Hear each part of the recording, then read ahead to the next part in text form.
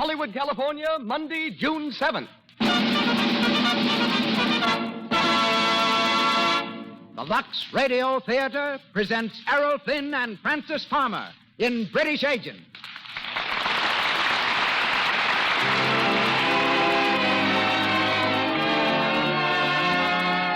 Lux presents Hollywood. We want to thank all of you for your regular purchases of Lux Flakes. It is this loyalty that makes possible the Lux Radio Theater. Tonight, our stars are Errol Flynn and Francis Farmer. Our guests, Dolly Tree, noted costume designer of Metro-Goldwyn-Mayer Studios, and Natalie Bucknell, head of Metro-Goldwyn-Mayer's research department and former secret agent. This program was produced each week by Hollywood's distinguished director, Cecil B. DeMille, with Louis Silvers conducting, direct from our theater on Hollywood Boulevard. May we take this opportunity to say once again, welcome everyone to the Lux Radio Theater.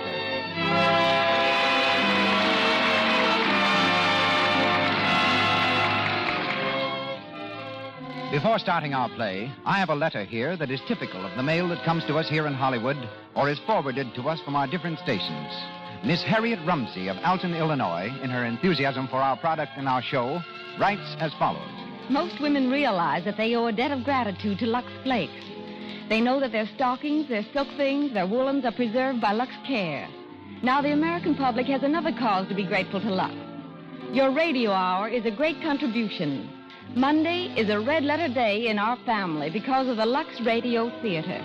Lux appreciates your kind words very much, Miss Rumsey. It's the loyalty of our big Lux family that makes it possible for us to give you the kind of show we want you to have.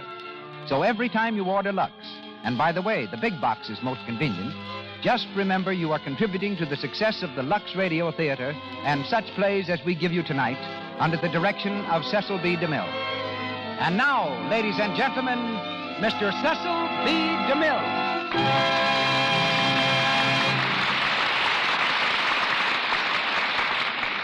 Greetings from Hollywood, ladies and gentlemen. Errol Flynn's early career was charted with a compass.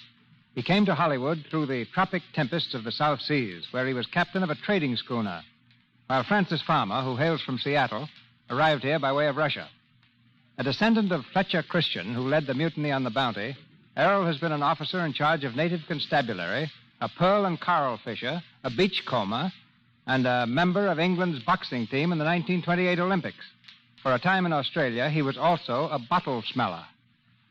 This odd pursuit consisted of whiffing bottles to see if any odors remained after washing. Once he led a film expedition to the land of New Guinea. The natives were headhunters, but they shot Errol in the ankle.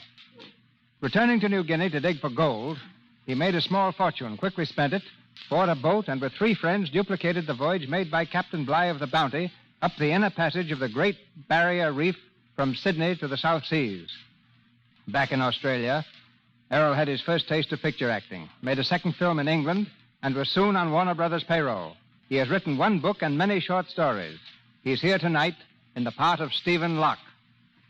Francis Farmer developed her talent for acting while a student at the University of Washington, where she helped pay her way by ushering in a theater, tutoring, waiting on table, and working in a department store. To her great surprise, she won a contest sponsored by a Seattle newspaper, the prize being a trip to Russia. On the way back, she met a theatrical producer who introduced her to a film executive in New York. Frances made her screen test, won a contract, and returned home a Paramount player. Her next picture is exclusive, and we hear her tonight as Elenia. Our play is based on the Warner Brothers film suggested by Bruce Lockhart's best-selling autobiography of the same title. So up goes our coast-to-coast curtain, and the Lux Radio Theater presents British Agent, starring Errol Flynn and Francis Farmer.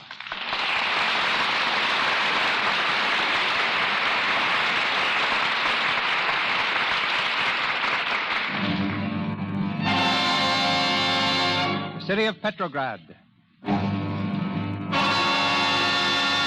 dawn of the Russian Revolution, October 1917. From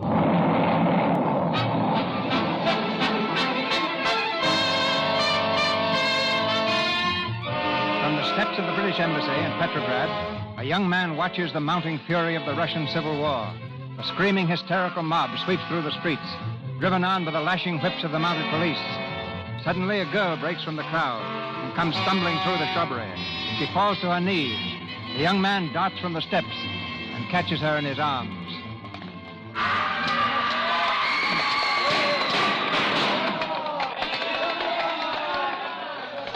Steady there. Let me go. Please. It's all right. I'm not going to hurt you. Where are you running The to? police. They are chasing me. Let me go. Well, you're safe here. Look, get behind that hedge. Stay calm. Stay calm. Don't move. What are you doing in here? I am of the police. That woman, she shoot at me, my arm. Well, you've no right in these grounds. This is the British Embassy. British territory, do you understand? Now get out. I take her. She shoot me. Did you hear me? This is British territory. Get out, I said. Ja pedo studia. Ja yo bude pomia. Well, it's all right now. He's gone. Thank you. I am quite sure you saved my life. Tough customer, wasn't he? Still, you can't blame him for being a bit annoyed, you know. After all, you did take a shot at him. He deserved it. Well, he got it. Well, I had better go. After all, I am trespassing on British territory, too. Well, you can't go out there until this row blows over. Blows over? This is not just a street riot. It is the revolution. Tomorrow, the red government will be in power. Oh, ho. And the day after that, the white, eh? Then the green, and so on. Perhaps you do not know a great deal about it, eh? Well, perhaps not, but I'm trying to. Oh, perhaps we should introduce ourselves. My name's Locke, Stephen Locke, British Embassy. How do you do? Fine, thank you. And you? Forgive me, but I am keeping you out here in the cold. Had not you better go in before you get pneumonia? Oh, I risk the cold. But, well, I suppose I better go in and let them know I'm still alive. Look, you can slip out the side gate there. It's clear now. Thank you. Good night. Good luck. Mr. Locke, I'm glad you've come in, sir. I was beginning to worry about you. Oh, were you? Thanks, Evans. Sir Walter has been asking for you. He wants to see you at once, sir. Oh, right. In the library? Yes, sir. Evening, Sir Walter. Locke. Oh, yes. Come in.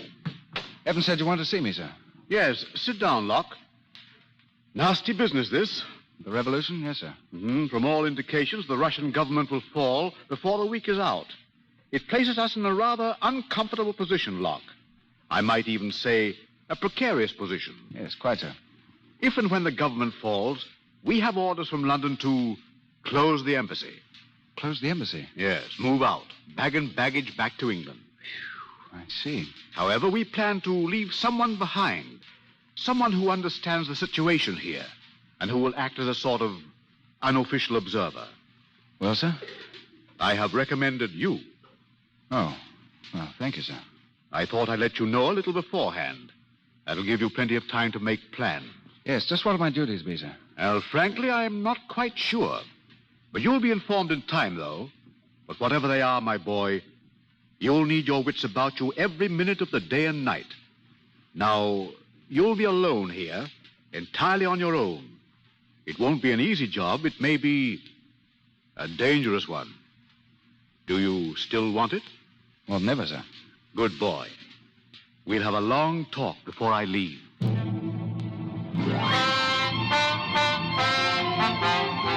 Russian government crumbles. Lenin heads new Russian state. Government flees new Russian state. Bolsheviks in power. Paper. Lenin seeks separate peace with Germany. French, Italian, British embassies closed.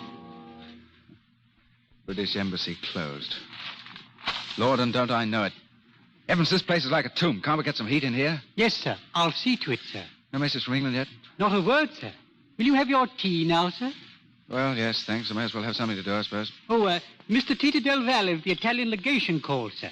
He wanted to know if you dined this evening with Monsieur Lafarge and Mr. Medill of the American Red Cross. Del Val, Lafarge, Medill, and Locke. The four lost souls of Russia.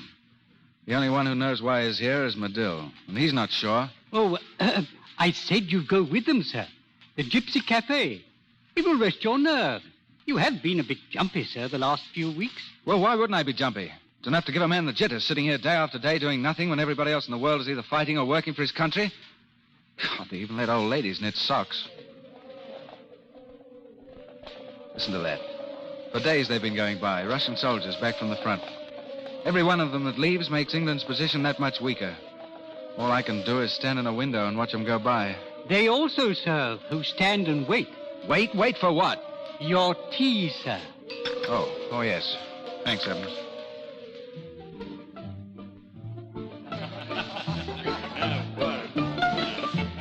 Come on, cheer up, Locke. You've got a face a yard long. It can't be as bad as that. Sorry, madame. Look at me, in the same barge as you, Stefan.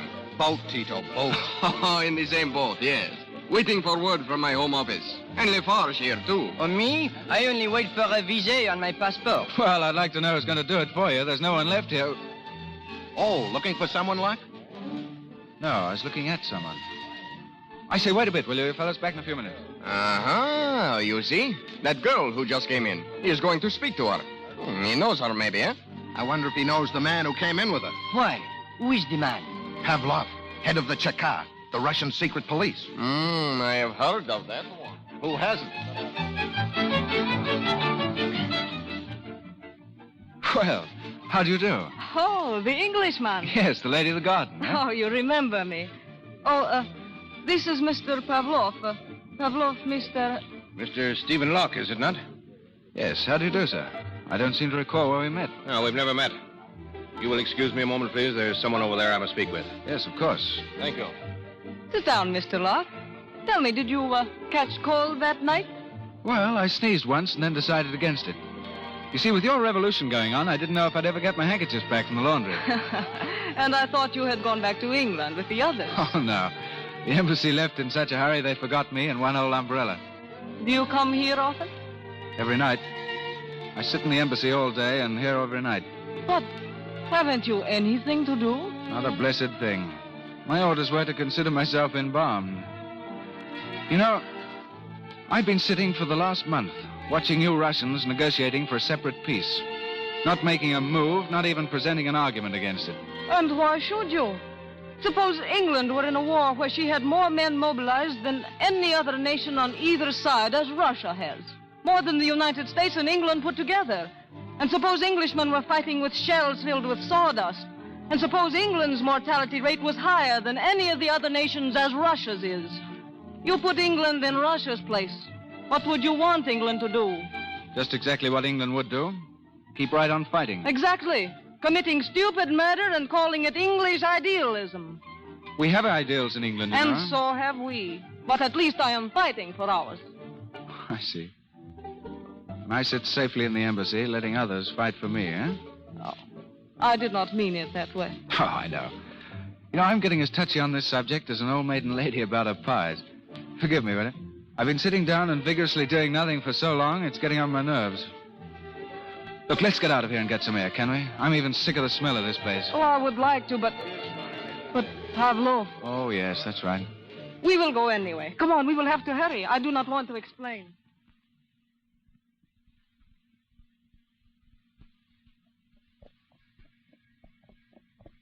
Are we going someplace in particular?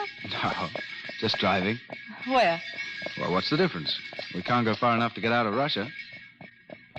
If I had a job in a country I did not like, do you know what I would do? Go home? Yes. So would I. But suppose you had a job in a country you did like, and you were anxious to keep it from making a mistake, but your hands were tied. Then what would you do? I would be very grateful they were tied so that they could not meddle in other people's business. And I would try to forget it by talking of something else. Uh-huh. Well, what, for instance? The moon up there? I think not. Stars? No. Music? No. Us? No. Yes. Why are you stopping? Well, I can't drive and kiss you at the same time. You should not have done that. I suppose you think me a little presumptuous, eh? A little. But at least it served to change the subject. Oh, so you're bored, eh? No, but I am cold. Take me home, please. But I'll see you again. May I? You want to? Yes, tomorrow? So soon. Wish we could make it sooner. Tomorrow's a long time.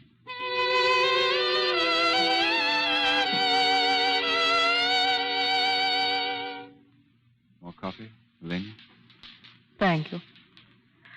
Oh, I really should be going. It is very late. Oh, no, not yet.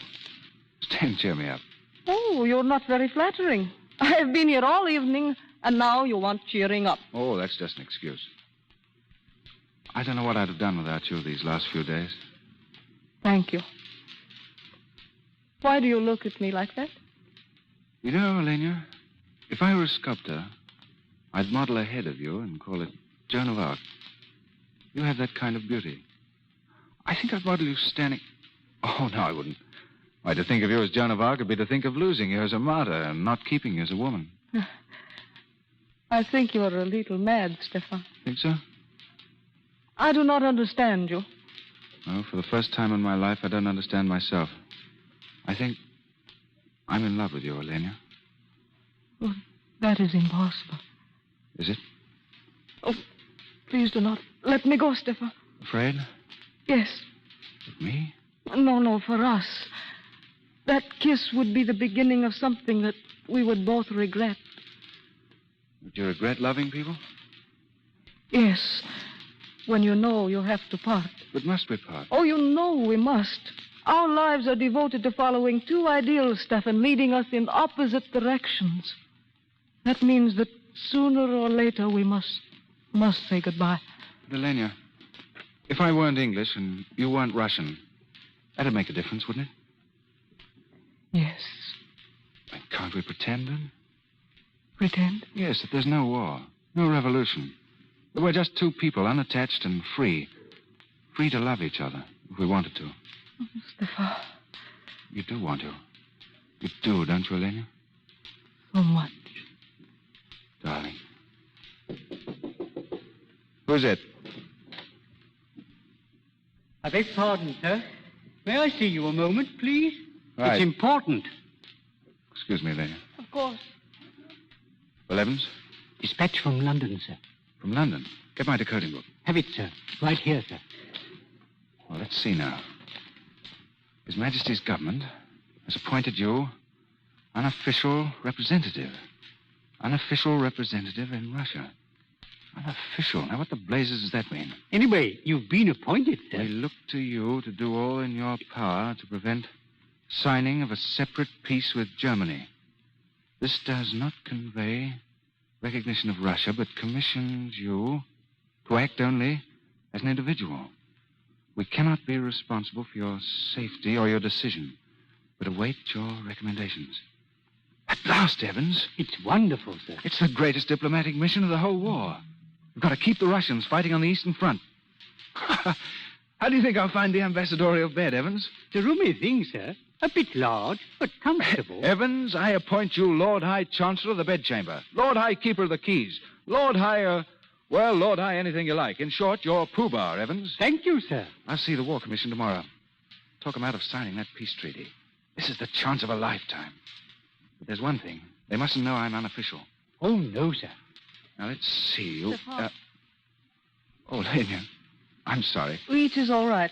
I was just going. Well, I'll see you home. Oh, please do not bother. You must be busy. Well, I am rather, darling. You understand. Of course.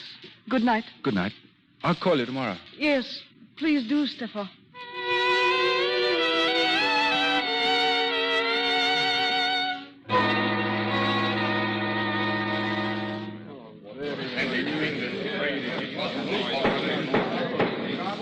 Mr. Locke? Yes? You have just promised this commission England's trade and recognition, in return for which Russia is to continue supporting the Allied armies at the front. Exactly. Tell us, Mr. Locke, on whose authority do you do this? Well, I represent England. You lie, Mr. Locke. You represent England only unofficially. Your purpose in coming here was to delay the making of a separate peace. You spoke well, but only expressed the opinion of one of England's many private citizens. Seems that you know something of my affairs, gentlemen. May I ask how you know? It is our business to know many things. You are excused, Mr. Locke. We advise you to leave Russia as soon as possible. One moment, please. Gentlemen, it's quite true I am here only in an unofficial capacity. But allow me some time to communicate with London. What for? I'll tell my government that in return for your not opening peace negotiations, I've promised you immediate help. Money, ammunition, troops. My government will back me up, I know it.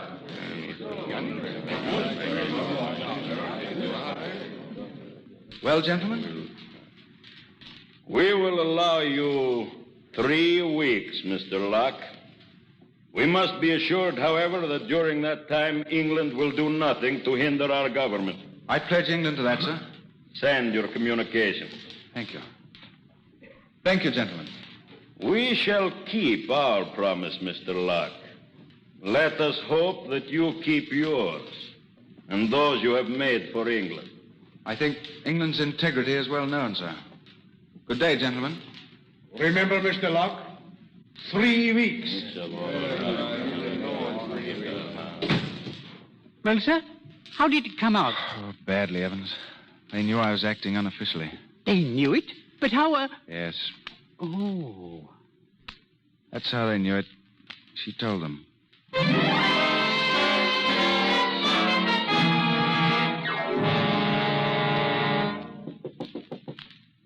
Who's there? Stefan, Oh, it's you. you said you would call. I had to come to see you. What for? Come to ingratiate yourself again so that you can betray another confidence? Oh, no. Don't deny it. You were here when that dispatch came.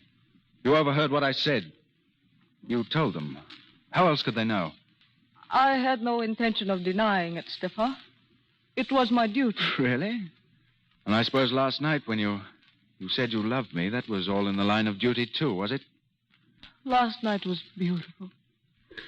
So beautiful that what you said just now will not even spoil the memory of it. Goodbye, Stefan. Oh, no, wait, Elena. I'm sorry. I didn't mean what I said. Come here, darling. Dearest. Poor, foolish Elena.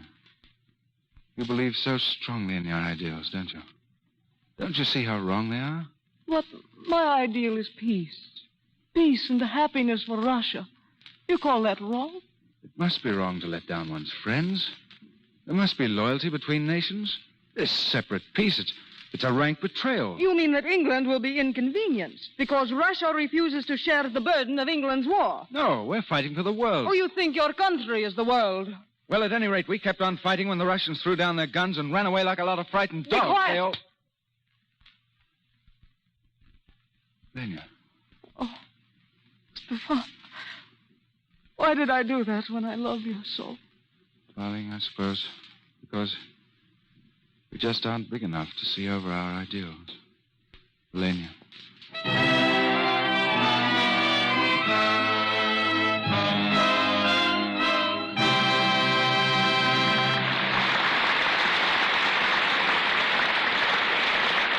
Let's listen in for a moment now on a little girl and her mother.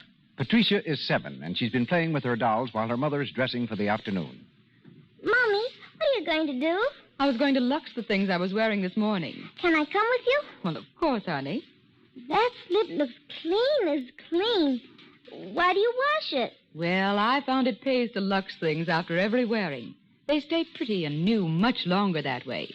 You see, dear, if I put them into the hamper, the perspiration dries in and it's apt to rot the threads. That's true of stockings, too. That's why Mother likes to lux things right after she takes them off. Oh, Mommy, I want to lux Dolly's things after you're through. It looks like such fun. Grown-ups, too, think it fun to lux things. It takes less than a minute to whisk up a nice froth of suds, swish things around a few times, and toss them into clear water. Less than a minute, mind you, and yet it keeps silks like new actually months longer. If you haven't a box of Lux handy to the bathroom wash bowl, make a note to get some tomorrow. And here again is Mr. DeMille. British Agent continues, starring Errol Flynn and Francis Farmer.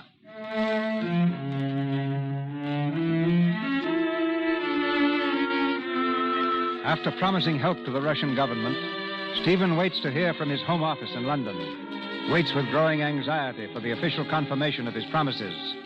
It's late evening, near the end of his 3 weeks of grace. Alone in his study, Stephen paces the floor nervously. The door's flung open, and Elena stands on the threshold. Elena, you shouldn't have come here. But your car's watching me. They may suspect you. Something has happened, Stefan. I wanted to tell you rather than have you humiliated by learning it from them. What are you talking about? British troops under General Poole landed on Russian soil this afternoon. Why, then, that's the answer to my telegram. I've won. No, Stefan. You have lost. What do you mean? They have come to fight against the revolution. But they couldn't do that. I promised it. It is true. I saw the official telegram. I mean, England betrayed you. This perfect country of yours, in spite of all its high ideals, ruined your career, humiliated you before the world. You see, it was you who were a little foolish, Stefan. not a bit of it. One's either useful or one isn't. My career. What's that when men are dying by hundreds in the trenches every day? England hasn't let me down. I let her down. I knew the promises I made were lies. I just wanted to delay that separate peace, that's all. I never sent that telegram. Oh. You better go now. You'll only get in trouble being here. You will not see me again, Stefan. Not see you? The government is moving to Moscow. Naturally, I go with it. We shall not see one another, Stefan, even in Moscow. You think more of your duty than you do of me, eh? Yes. And I worship you. That is why we must not go on together. It would kill the most beautiful thing I'll never know, our love. And I wanted to live. Oh, do not see me again, please. Goodbye, Stefan. Goodbye, Lane.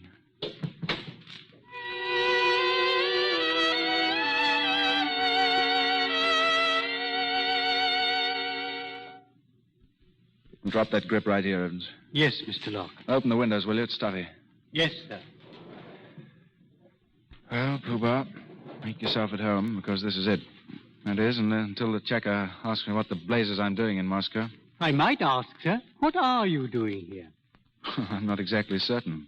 All I know is that the government's here.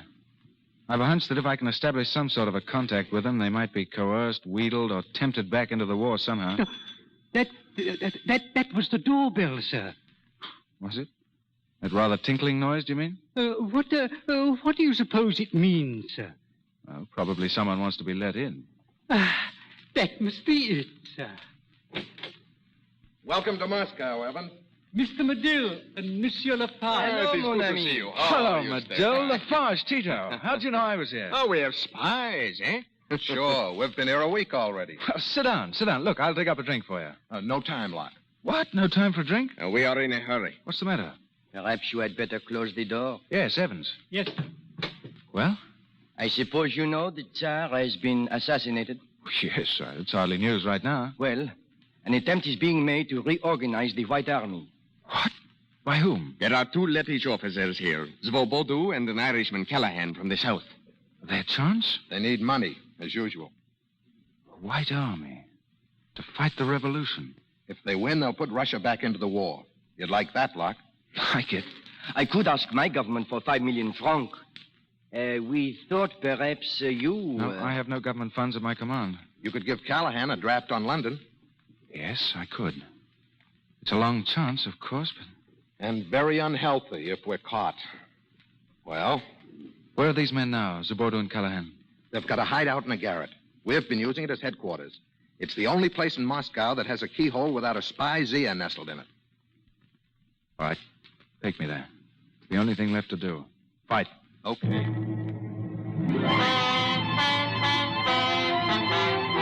Counter-revolution starts in Russia. White Army reorganized. Mutiny breaks out in Russian ranks. Mutiny in Russia. Car seeks to suppress new mutiny. Russian secret police hot leaders. You sent for me, Pavlov? Yes, Elena. Sit down here. You're tired? A little. We cannot stop now, you know that. Why did you want to see me? It's about your friend, the Englishman. Oh, You have seen him since he came to Moscow? no. No. Why, Pavlov? We have reason to believe that he's supporting Svobodu and Callahan. And why are you so sure of that? At any rate, he's being credited with it. And you want a scapegoat? We must have sufficient evidence to arrest him. What do you want me to do? Obtain that evidence. If he's arrested now, he will only be deported. Later, he will be shot. You see, you'll be saving his life. Is that an order? It is. I have no choice, then. You're familiar enough with his habits to present yourself to a certain Lettish officer named Callahan. Give him this check. Tell him it's from Locke. Demand a receipt in full for all monies paid to Callahan by Locke so far. If the receipt is over the amount of the check, it will prove that Locke has contributed other money. Your knowledge of Locke and the gift of the check should be sufficient to convince Callahan that you're an accomplice of Locke's, and you will have the evidence. I hope you're wrong, Pavlov. But if you are not, you will have it. Tonight? No. Tomorrow morning.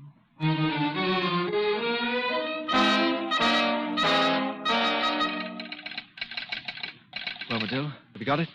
Who's it from, man? Message from Kromolov. You better decode it, lad. Let me see it. What does it say? Quick. Wait a minute. Well? Kromolov's failed. The mutiny's been suppressed in Kiev. That's nice. That makes everything just fine, doesn't it?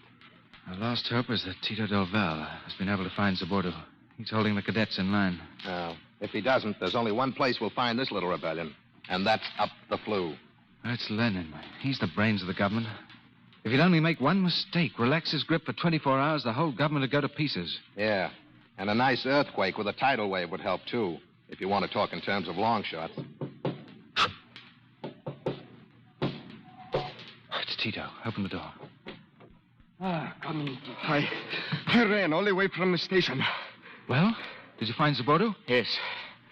Dead. What? Dead. Our last chance. Now what do we do? I don't know. You'd better get some sleep, Locke. You're on the verge of talking to yourself. Yes, I'll get along. Back to my rooms. Sure. You know, there's an old American proverb. When you're behind the 8 ball, there's nothing to do but sit there and wait for the break. Go ahead, Locke.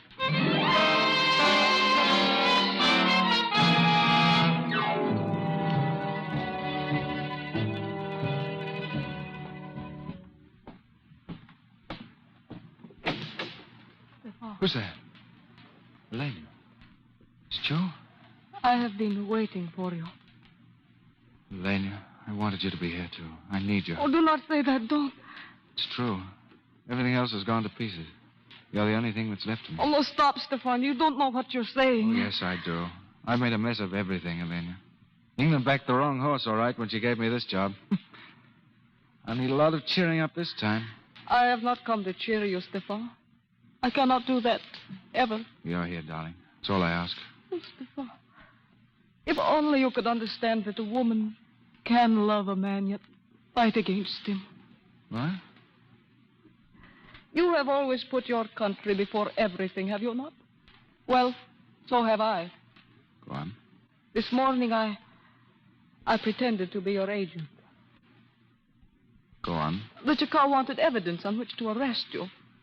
And you volunteered to get it? And they told me if you were arrested now that you'd only be deported, but that later you would be shot. I see. Well? There is a man named Callahan to whom you gave a promissory note on London. I persuaded him to let me have it. Oh. Yes? But don't you see, it was to save your life Have you as given well. this evidence to the Chakar? No, not yet. Really? Well, that's a pity.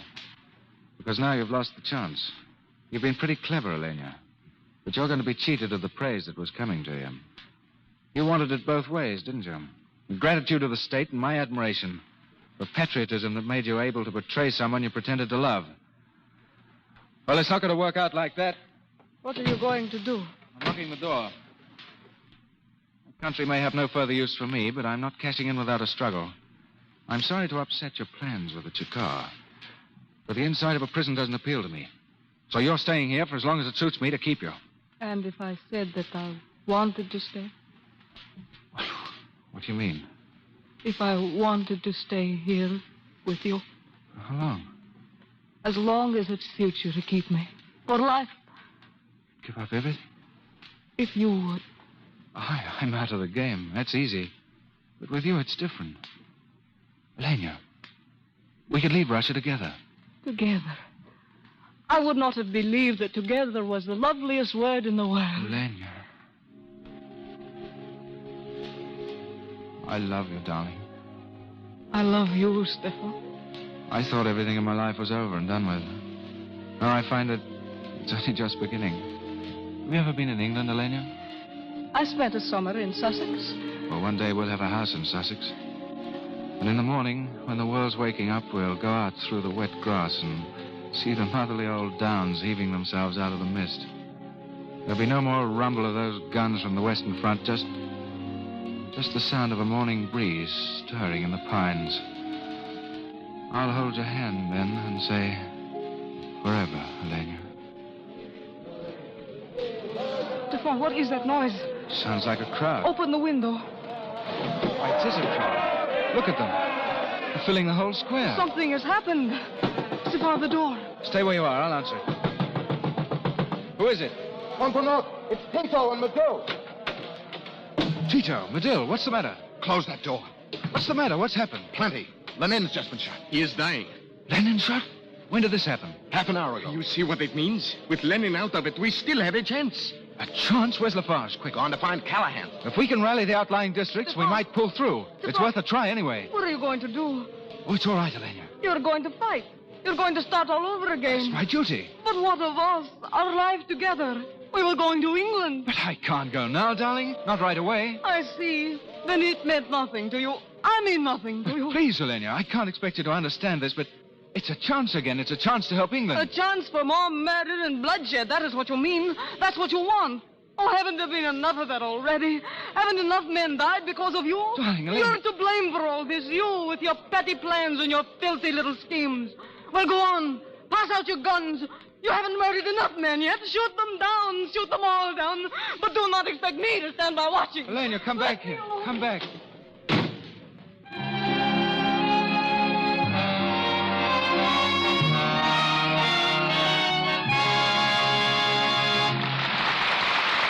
We pause for station identification. This is the Columbia Broadcasting System.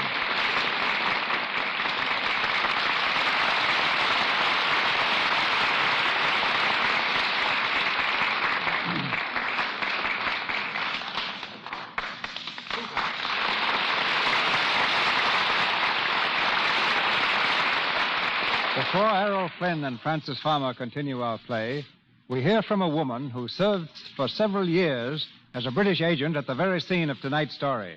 She is Natalie Bucknall, head of the research department of Metro-Goldwyn-Mayer. Last year, Mrs. Bucknall spoke to us on film research. Tonight, it's about her thrilling war experiences. Decorated by the Tsar for heroism as a nurse, she later joined the famous 2nd Women's Battalion of Death. Marrying Lieutenant Commander George Bucknall, an English naval officer stationed in St. Petersburg, she became a British subject. But like the hero of our play, Mrs. Bucknall was not officially connected with the British government. Ladies and gentlemen, Natalie Bucknall. What I'd like to say, first of all, Mr. DeMille, concerns neither spying nor research. Merely as one of the countless women who must feel the same as I do, I want to thank the sponsors of this program for a product which saves us women so much time and money, Lux Flakes. Now for undercover experiences. They took place nearly 20 years ago, at a time of war, and I sincerely trust no one will interpret my remarks as a reflection against the nation for which I have every respect. Tell us, Mrs. Bucknall, how did you become a secret agent? It was at the time the Bolsheviks raided the British embassy in St. Petersburg, August 1918, a few months after they had made their separate peace with Germany.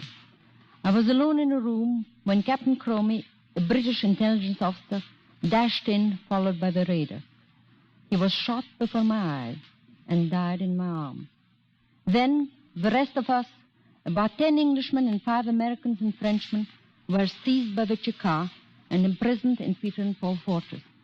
Did you escape or obtain your release? I didn't escape, Mr. DeMille. I was released after 2 days. They thought that by letting me go, they could follow me, find out where we kept our funds, and intercept any communications that might come from England. Rather an uncomfortable position. What did you do? It may surprise you to learn that I went at once to the German chargé d'affaires. He may have been an enemy, but he also was a gentleman. Through him, I was able to get word back to England. But what about your companions imprisoned in the fortress of Peter and Paul? I managed to establish contact with them by eluding my pursuers and disguising myself sometimes as a peasant, sometimes as a servant girl or a nurse. By bribing first the guard and then a woman cook, I was able to get inside the prison several times. The cook admitted me in exchange for a pair of fashionable high-level boots. Through her, the messages reached the prisoners. I knew that the more ingenious methods of concealment were the ones most likely to be found out. So I used the simplest, and my most successful ruse was to hide messages in cans of French sardines. After 6 weeks, the Bolsheviks decided to release our men if England would also release the group of Russian officials imprisoned in London. This was arranged, and the exchange negotiated in Sweden. But it wasn't until more than 2 years after the killing of Captain Cromie that England sent an official representative again to Russia. I presume it was for this work, Mrs. Bucknall, that you were awarded the Order of the British Empire. Partly for that, perhaps, and partly for what I was able to do when my husband and I returned a few months later to the south of Russia. He was then the British naval liaison officer attached to General Denikin's staff. It was my job, again unofficial, to remain at headquarters and convey the news to him at the front. I also was in charge of a military hospital. Looking back at these experiences, Mr. DeMille, they seem like a nightmare. Yet many of the things I learned during the war are very helpful to me in dealing with the problems of research that arise in our pictures at Metro-Goldwyn-Mayer. And now, let's listen again to the play. Very thrilling, Mrs. Bucknall. Errol Flynn and Francis Farmer resume the story of British Agent. With Lenin between life and death, mob hysteria rises to fever heat. Blame for the shooting has been laid to Stephen Locke and his friends, and the net of the Chakar tightens slowly about them. In the Garrett hideaway, their storehouse for guns and ammunition, Stephen and Medill work doggedly far into the night. In the flickering light of a candle, they check a list of their forces. Lundrovich, 20 men. Send him 10 more rifles, 200 rounds of ammunition. Right. Next customer? Petrovich, 40 men. It's Lafarge. Come in, Lafarge. Any news? Yes, I have news. What's the matter? Delval is dead. What? Dead. They shot him an hour ago. God, why did it have to be him? Well, I'm going to try to get through to General Stefanovich. He has the strongest counter-revolutionary forces in action. I need 500 rubles, Stephen. Right, here you are. Oh, by the way, you fellows, I hear the Cheka has a list of all counter-revolutionaries. We are featured. Alors, au revoir. For a while. Chiro. So long, Lafarge. All right, let's get on with him. Who's the last one? Petrovich, 40 men.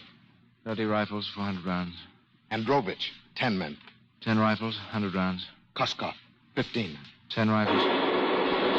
What's that? Machine gun. Get away from that window. They got Lafarge. He's down there. He's lying in the street. He's dead. Delval, now Lafarge. God. They got him. Killed him.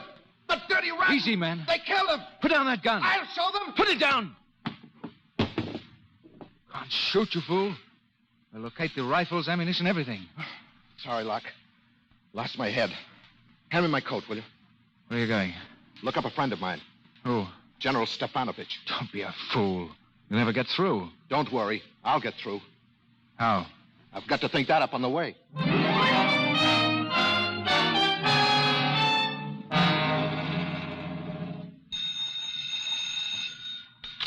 Gavrov speaking. What? Where'd you pick him up? Hold him, of course. They won't, eh? We'll see. Well, they've just arrested Medill. Oh, Medill. On his way to meet Stefanovich. You know him, Elena? Yes, I know him. Oh. He refuses to talk as yet. We shall have to make him talk. What can he tell you? He is the only one left who knows where Stephen Locke is hiding. That's why I gave orders not to shoot him. We must find Stephen Locke. But why, Pavlov? Why is it necessary to hunt down one lone man when there are so many? Because our government is teetering. If Lenin dies and if these riots continue, it will fall. These riots must be stopped. Locke is one of the sources. He must be found. We can no longer think in terms of the present or of ourselves, Elena. Love is of small concern now. I want you to go and see Medill in his cell. He knows you love Locke.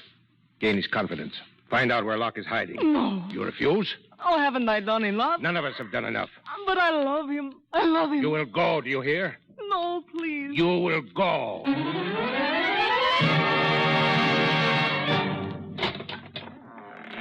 On, Tom. Oh. Hello, Elena. I am sorry you're here, Medill. Merely a stopover. I'm leaving tomorrow. You are to be shot in the morning? It was mentioned in my conversation with the Chaka. Locke, where is he? I'll tell you tomorrow at noon. Oh, if only I could reach him. You were rather fond of him, weren't you? I love him. You know, there used to be 4 of us. It wasn't bad then. We could play poker. But now with the rest of us almost gone, there's nothing for Locke to do but play solitaire. He's playing a lone hand now. He can't win. If he could only get out of the country. But how could he? I might. You might what? I could get him out. You didn't come here as a spy, did you? No woman could be that rotten, could she? No. All right, then. I'll tell you where he is. Go to number 11, Lubyanka. It's a garret over 2 vacant stores. You knock 3 and 2. The door is your left. Number 11, Lubyanka.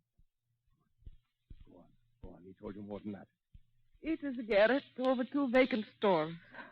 Knock 3 and 2 on the door to the left.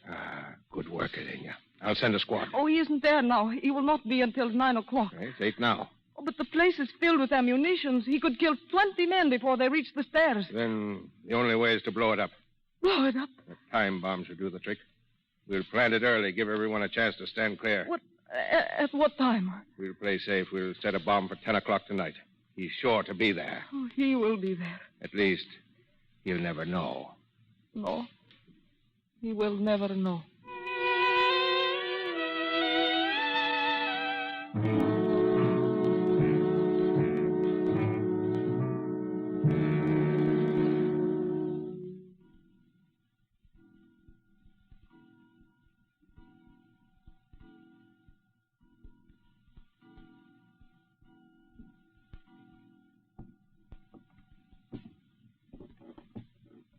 Who's out there?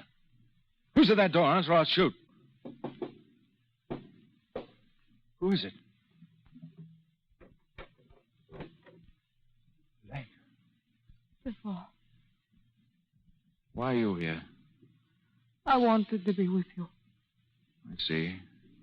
Did you come in the line of duty? No, Stefan. I have done my duty. It is finished. It is just you and I now. Lane. Listen, dear.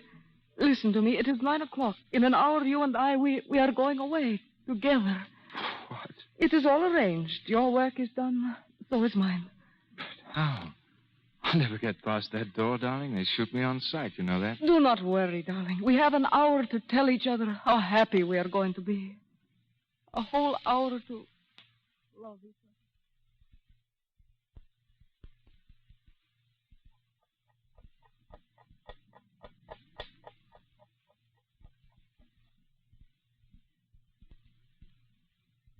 Stefan, what time is it? 3 minutes of 10, darling. Why? Oh, it seems to have gone so quickly. Darling, is there anything wrong? Something you haven't told me? Oh, no, darling. Stefan, kiss me. Hold me tight. Tell me you love me. Oh, tell me. Tell me, Stefan. Oh, darling, I love you.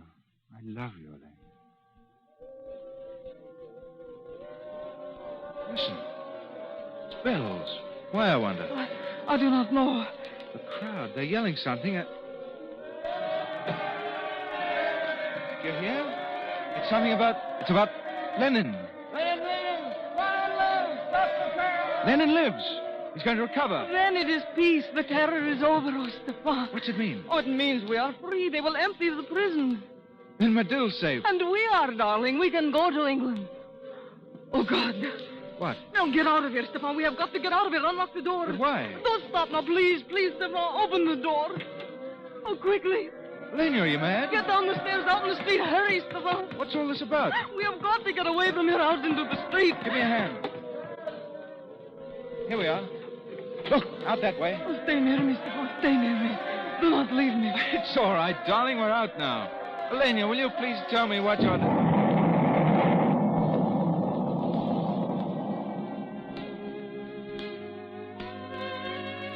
Lena. Are you all right, Stefan? Yes, darling. You knew what was going to happen. Yes, but that is over now, Stefan. We are free to go. Our life is beginning again. You knew what was going to happen, and you stayed with me. That was my duty, too.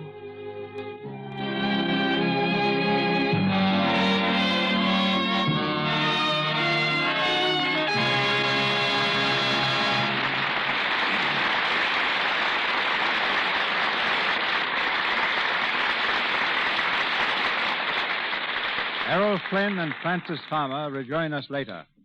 If you saw such hit pictures as David Copperfield, Libel's Lady, The Thin Man, A Tale of Two Cities, and The Good Earth, you've seen on the screen the name of tonight's guest, one of the world's most famous exceptions, the rule that it takes a man to make clothes for women. She's a native of England and established her reputation in the stage and productions throughout Europe, then in New York, and finally in Hollywood. Now at Metro-Goldwyn-Mayer Studios, she creates styles for stars like Myrna Loy, Virginia Bruce, Louise Reiner, Maureen O'Sullivan. Ladies and gentlemen, Miss Dolly Tree. Thanks, Mr. DeMille. I could begin to talk now about nothing but Lux Flakes and still not have time enough to say half what I'd like to about your wonderful product. That's very nice. But we want to hear something about clothes, too. But you go ahead, and I'll interrupt you when I think it's time to change the subject. Fine. The outstanding quality I found in Lux is the feeling of utter cleanliness that it gives to clothes. It leaves them with a freshness no other soap seems to impart. Our wardrobe department at MGM uses Lux Flakes constantly, just as they do at every other major studio. What I've discovered personally is how good they are for silk stockings and woolens. It keeps a woolen sweater, for instance, just as soft, fleecy, and elastic as when it was brand new. I've also found out that women have such faith in Lux that they don't work so hard when laundering a garment. And because of this fact, that you don't have to use so much effort with Lux, your clothes don't lose their shape. Lux means less work and a better job. Thank you, Miss Tree. But what about the clothes themselves? What makes a woman well-dressed? An ability to select simple clothes of good quality, with the thought that the most important thing is not her wardrobe, but herself. What I mean is that clothes should emphasize the woman first and then the style. Now, do clothes make the woman, or does the woman make the clothes? Well, everybody has some one good point to emphasize. If a girl has lovely feet and legs, she should spend most of her money on shoes and stockings. If her hands are particularly nice, it's smart to attract attention to them by wearing conservative jewelry and keeping her fingers well groomed. If she has lovely teeth, let her wear a collar or a necklace that will direct the eye to her smile. Don't pay any attention to styles unless you're comfortable in them. Wear the kind of clothes in which you'll feel the best. Then you'll look your best. Has the coronation been as important an event in the realm of clothes as it has been to history? The coronation hasn't affected clothes a great deal, Mr. DeMille, though the Duke of Windsor and the former Mrs. Simpson have created some style trends. The Duke's stay in Austria has started a vogue for short Tyrolean sweaters made of thick, heavy wool, while one of the popular new colors, a sort of hyacinth shade, is known as Wallace Blue. Well, apart from colors and styles, Miss Tree, have there been any really new ideas in clothes recently? Well, we're popularizing a new type of fabric, Mr. DeMille, called hand-painted mousseline. This material is like a stiff chiffon, with the design painted on by hand. For those who can afford it, hand-painted mousseline assures absolute individuality in gowns without a chance of them being copied. But what about those who can't afford to gild the lily in that fashion? Well, if your income is limited, don't buy many clothes, but get good ones. You want an example of what the right clothes can do, pay attention to Una Merkel in Saratoga. For the first time, Una has the opportunity of playing a glamorous role. Working with such a lovely girl as Una, my job was really easy. But it proves what clothes can do in creating a new personality. On behalf of the ladies, thank you, Miss Tree. A checkup of our stars since their last appearance in the Lux Radio Theater shows that Errol Flynn, after spending several weeks at the battlefronts of Spain, has returned to the comparative calm of Warner Brothers Studio, where he's just completed a new film with Kay Francis called Libeled Lady, called Another Dawn. But while Francis Palmer has made the toast of New York for RKO and has just begun to get her feet wet in Ebb Tide, another Paramount picture. Are my facts straight, Francis? Yes, Straighter Mr. than my tongue, I hope. But they're not detailed enough. What about that trip you took to Spain, Mr. Flynn? Well, I don't think I quite realized what it was going to be like.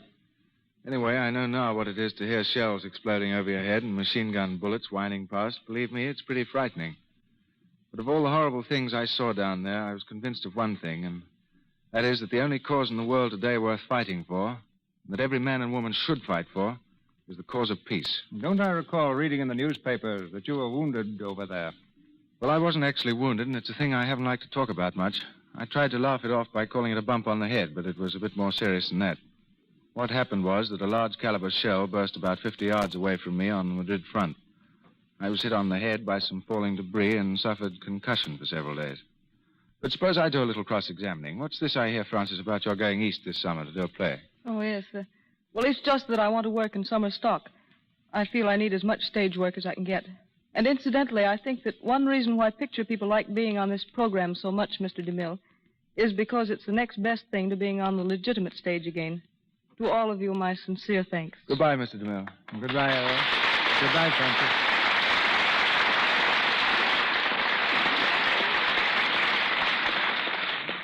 Thank you, Miss Farmer and Mr. Flynn. Ladies and gentlemen, this is your announcer, Melville Ruick. A brilliant production has been arranged for your entertainment next Monday night and will be told in a moment by Mr. DeMille.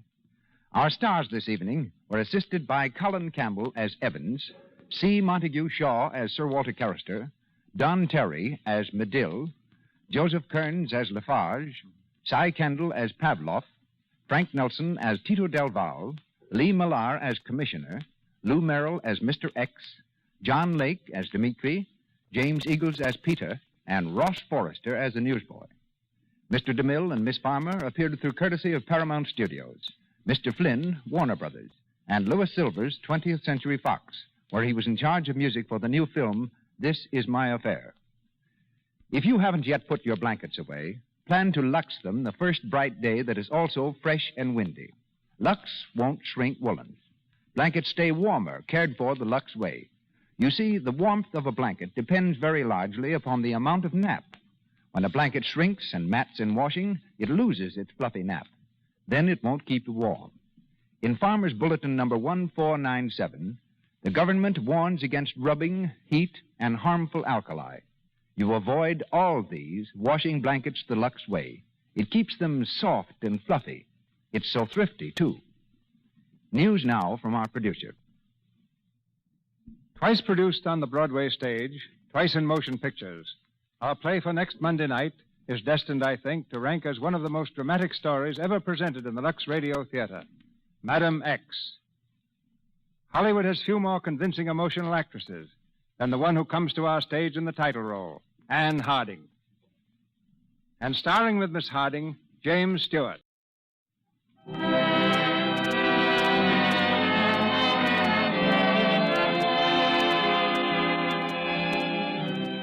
Our sponsors, the makers of Lux Flakes, join me in inviting you to be with us again next Monday night when the Lux Radio Theater presents Anne Harding in Madam X with James Stewart.